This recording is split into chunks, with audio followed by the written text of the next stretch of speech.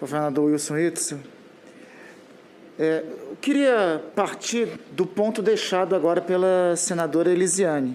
Pelo que eu entendi, o que Vossa Senhoria relata aqui, ocorreram ações contrárias às medidas restritivas adotadas pelo governo do Estado do Rio de Janeiro, quando Vossa Excelência estava no exercício do governo. Eu queria somente que o senhor confirmasse. O senhor entende que algumas dessas ações, e para corroborar com isso, eu peço aqui uma informação, tem uma notícia de 7 de fevereiro de 2019, antes, inclusive, da pandemia, o Vossa Excelência ainda estava no governo, em que o então ministro Gustavo Bebiano relata ameaça à equipe de governo em hospital do Rio de Janeiro e suspeita de atuação de milícia. Pelo que Vossa Senhoria destacou ainda há pouco, respondendo à senadora Elisiane, teve atuação de milícias contra as medidas de isolamento adotadas pelo governo do Estado do Rio de Janeiro. Vossa Senhoria confirma isso? Foi o que aconteceu, que eu também tive notícia pela imprensa. Agora, só para esclarecer a Vossa Excelência, como foi um fato ocorrido no Hospital Federal, nos termos do artigo 109 da Constituição, cabe à Polícia Federal apurar. Perfeito. E o fato Mas não foi após apurado. esse episódio, eu falo em relação à pandemia.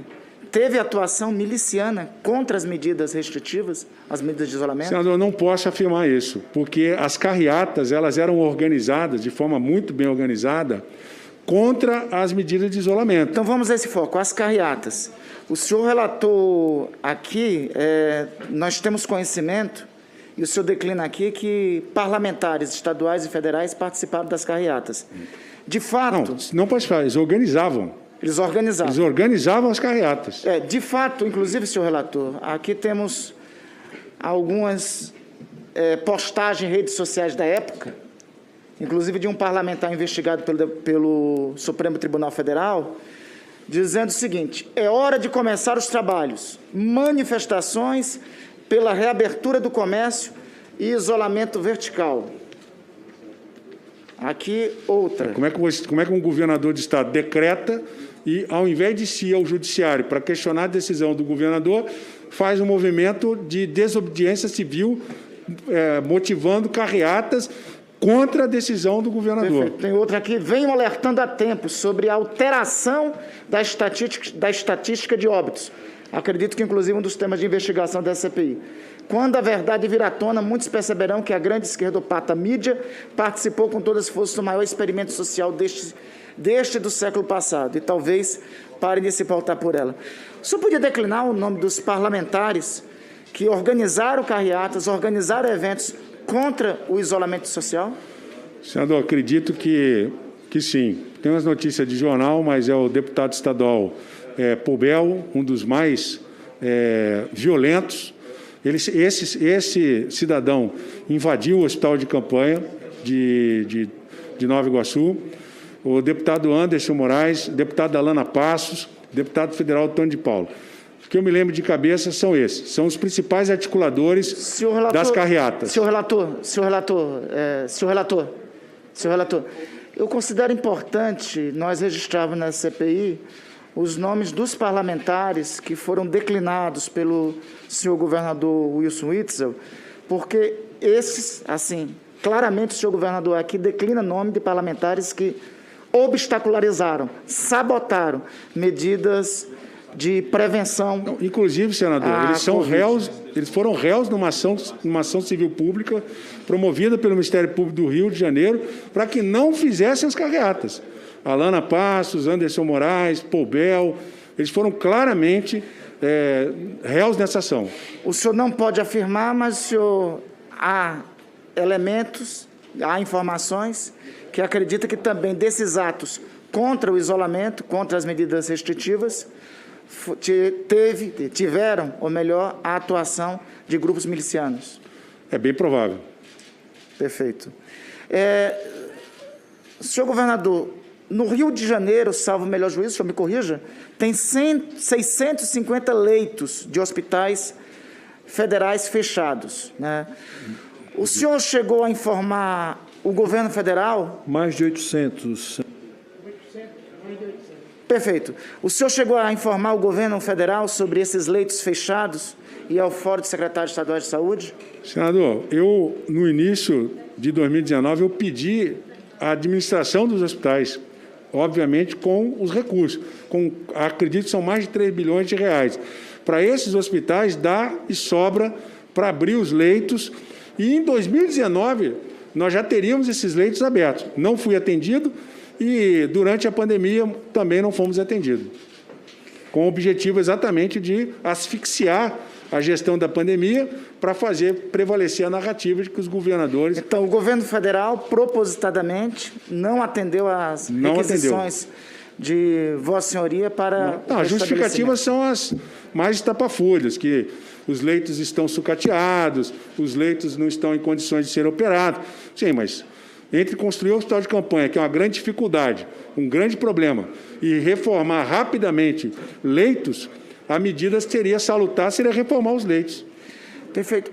Além dos episódios de carreatas contra as medidas restritivas, nós tivemos notícias de invasão de hospitais e também que teria sido organizadas e patrocinadas por parlamentares. Deputado Poubel. Ele invadiu... Além deste, algum outro? Que eu me lembre, esse daí foi o articulador da invasão no hospital. Perfeito. O senhor chegou a constituir um comitê científico do enfrentamento à pandemia durante o seu governo. As decisões sobre as medidas restritivas foram adotadas no âmbito deste comitê? Todas. Eu, pela experiência como juiz federal, ouço os peritos. As minhas decisões são pautadas com base na expertise dos que são conhecedores do tema. E eu determinei ao secretário de Saúde que ele constituísse um comitê científico e que todas as decisões seriam motivadas por esse comitê científico nos decretos que foram baixados. O senhor disse que ocorreram intervenções indevidas do governo federal no Rio de Janeiro. Uma delas, salvo o melhor juízo, foi a mudança do comando da Polícia Federal. O senhor confirma isso e lhe pergunto, além dessas mudanças, ocorreu algum outro tipo de pressão direta ao senhor para que ocorresse alterações na estrutura de governo dirigida por Vossa Excelência à frente do governo do Rio? Há um fato que eu vou manter sigilo e, se houver a sessão em segredo de justiça, eu vou revelar. E uma outra questão é o regime de recuperação fiscal. Desculpe-me, um fato? Um fato gravíssimo que eu vou revelar numa sessão que for em segredo de justiça. Perfeito. Senão, não haverá condições... Um fato de intervenção do governo federal. Que envolve a intervenção. Em vosso governo. No meu governo. Além disso, nós tivemos o regime de recuperação fiscal que só foi assinado após o meu impeachment no governo do Estado do Rio de Janeiro. O senhor chegou a ser advertido por alguém no governo federal que isso ocorreria só após o seu impeachment? Fui advertido. O governo federal chegou a procurar o senhor para falar do Hospital Geral de Bom Sucesso? E se o senhor recorda das prisões ocorridas por ter milícia à frente da direção desse Hospital Federal? Os hospitais federais são intocáveis, ninguém mexe ali. Tem um dono. E essa CPI pode descobrir quem é o dono daqueles hospitais federais. Tem um dono. O senhor fala dono, entre aspas. Tem um dono. Ali tem um dono. E tem investigação sobre isso. O senhor poderia indicar para essa CPI um caminho para descobrirmos quem são os donos? Quebrando o sigilo das OS que prestam serviço lá. Nós encontraremos quem são os donos. Quebrando o sigilo do surpreendente que foi exonerado. Teve um que foi exonerado. Os dois ali. Foi exonerado. Quebrando o sigilo dele, quebrando o sigilo das OS que prestam serviço e as empresas que prestam serviço às OS. Certamente, essa quebra de sigilo, que deve ser sob segredo de justiça, para que possa avançar sem expor, né, num primeiro momento, os investigados. O senhor acredita que se esta comissão parlamentar de inquérito seguir nesse caminho, encontraremos quem são? Abre aspas. os donos, exatamente, fecha aspas, vai dos encontrar hospitais federais do Rio de Janeiro. Certamente, ali tem dono. Perfeito. Durante o seu período à frente do governo do Rio de Janeiro, Vossa Senhoria recebeu alguma pressão por parte do presidente da República, no sentido de não decretar isolamento social, de não decretar o uso de máscaras? Caso afirmativo, quando e como isso se deu? Senador, ele nunca fez essa afirmação direta. A afirmação que ele fazia era nos pronunciamentos oficiais. Quando nós decretávamos as medidas de isolamento, vinha um pronunciamento oficial falando gripezinha, falando que os governadores iam acabar com os empregos, que os governadores são ditadores. Ou seja, não havia uma coordenação. E em não havendo uma coordenação, havia uma descoordenação.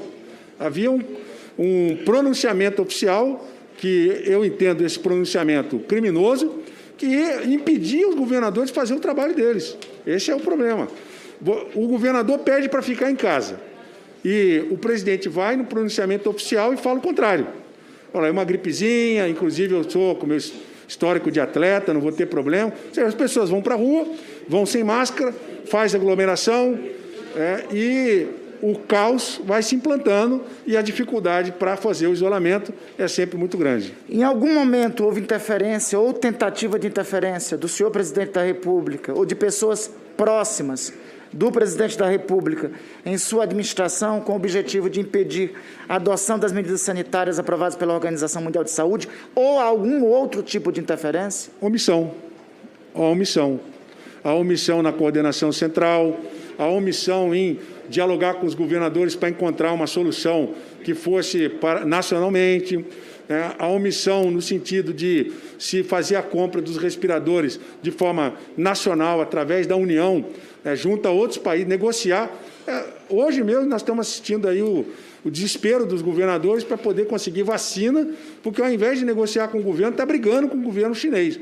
Então essa é a dificuldade que nós estamos enfrentando desde março de 2020 para poder minimizar os efeitos da pandemia. Algum pleito feito por Vossa Excelência, Vossa Senhoria, ao governo federal para adotar as medidas de combate à pandemia foi atendido ou deixou de ser atendido por conta das posições políticas adotadas pelo governo? Muito pouco. Recebemos talvez alguns respiradores, mas muito pouco, já com o ministro Pazuello. Recebemos alguns. Agora, esses números todos são muito insignificantes diante da pandemia, mas é uma conduta que fica claro, que demonstra que é uma omissão calculada e atende um pouquinho aqui, um pouquinho ali, a dar uns respiradores para dizer que não deu nada. Perfeito. Absolutamente suficiente.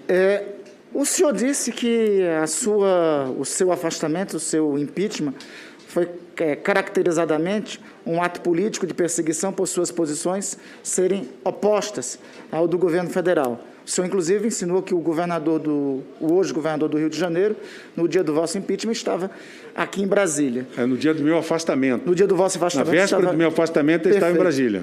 O senhor tem notícia de que, após isso, se ocorreram mudanças no trato com o governo federal e, mais que isso, se alguns personagens, como o senhor Fabrício Queiroz, passou a frequentar o Palácio Guanabara? Tem foto disso. Depois da minha saída, a relação do governo federal com o governo... É fato que a filha dele é nomeada no governo? Foi nomeada e depois que saiu a reportagem foi desnomeada. Perfeito. E ela tem foto dele no Palácio Guanabara. O Fabrício Queiroz passou a frequentar o Palácio Guanabara. No meu governo, não chegava nem perto. E eu nunca atendi pleitos de favorecimento a quem quer que seja. Embora... Hoje ele frequenta? Bom, tem uma foto Hoje ele dele. Frequenta e tem relações com o seu governador, o seu atual governador? Não posso dizer, mas que a reportagem mostrou a foto dele no estacionamento do Palácio Guanabara, está publicado na imprensa. No meu governo, ele nunca passou perto. Então, claramente, o senhor acredita que o apoio que hoje o governo do Rio de Janeiro recebe é claramente por conta do governo do Estado do Rio de Janeiro, o atual governo, apoiar a política adotada pelo presidente da República, pelo governo federal? Certamente. O atual 15 segundos. O vice-governador que me substituiu o vice-governador ele declarou, inclusive, que vai votar no Bolsonaro em 2022. Ele está fazendo campanha, né? Já declarou isso aí, lamentavelmente. O senhor acha que isso tem relação com a omissão do governo do Estado do Rio de Janeiro nos eventos públicos que o presidente da República realiza, transgredindo as medidas sanitárias? Certamente, senador Randolph, se eu estivesse no governo do Estado, não ia ter aquele tipo de coisa, não. Não ia ter motociata, eu ia ingressar na Justiça, provocando o Ministério Público para que houvesse uma decisão judicial proibindo motociata. Motociata, passeata, ia ter resistência, né? Infelizmente, sofri o impeachment de uma forma totalmente parcial. Não adianta falar que foi por unanimidade. O Ministério Público fala o que quer, de forma irresponsável. O juiz vai definir com base naquilo que o Ministério Público fala. Agora, lá na frente, não adianta ficar citando o trecho da delação, aí, como foi citado, trecho da decisão, que a decisão do ministro é pautada nas inverdades que o Ministério Público leva. E aí, lá na frente, eu nunca fiz isso como juiz. Lá na frente, absolvido. Muito obrigado, senhor governador. Senhor presidente, só comunicando, só um minutinho, senhor presidente, só para comunicar a Vossa Excelência, senhor relator, que estou requerendo o depoimento em reservado à SCPI do senhor Wilson Witzel. Acho que tem informações complementares que sua senhoria poderá prestar à CPI. Não há mais perguntas, para complementar as perguntas